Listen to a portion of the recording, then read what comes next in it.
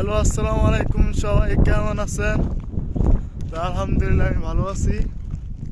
তো আজকে বন্ধু পছন্দ করা একটা গেঞ্জি কিনতে যাইতেছি আমি। আমার বন্ধু আমাকে পছন্দ করে গেঞ্জিটা কিনে দিছিল।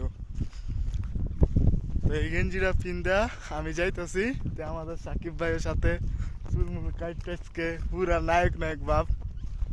তো গেঞ্জি পিন্দা যাইতেছি আমি, কিন্তু বন্ধু পাশে নাই। কিন্তু বন্ধুর গেঞ্জি পিন্দা আমি যাইতেছি মসজিদে। বন্ধু আমাকে পছন্দ করে গেঞ্জিটা কিনে দিছিল, যেটা তুই কিনবি। বাট ওর স্মৃতিটা আমার কাছে এখনো আছে। বাট ও ভিডিওটা দেখবো না, কারণ ওর মোবাইল নষ্ট হয়ে গেছে গা। কিন্তু ওরা আমি সবসময় মিস করতেছি, এখনো মিস করতেছি ওর গেঞ্জিটা পিন্দি। তো বন্ধু মারুফ, তুই ভালো থাকিস, বুঝছস? তোকে আমি অনেক মিস করি, তুই মনে করিস না তো তোর মিস করি না। মোবাইল কিনলে আমার ভিডিওটা তুই দেখিস।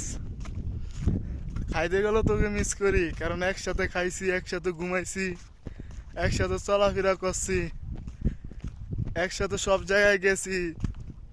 পাঠ সবসময় আমরা একসাথে করছি, একসাথে পড়াশোনাও করছি। বাট তোরে সব সময় আমি মিস করি। আর সানজে, তোর কথা তো ভাই মামা, তোর কথা তো আমি তো ভুলতে পারি না। মনে করিস না যে তোর ফোন দিতে পারি না, কারণ একটু ব্যস্ত থাকি, তো এই কারণে তোর ফোন দিতে পারি না।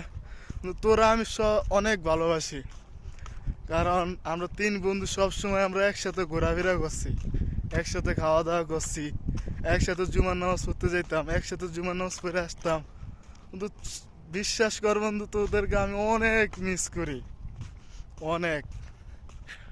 বাট তোদেরকে এখনো আমার মনে পড়তেছে।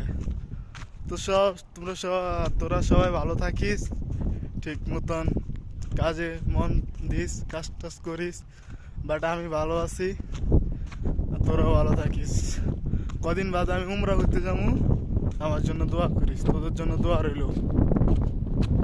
ভালো থাকিস।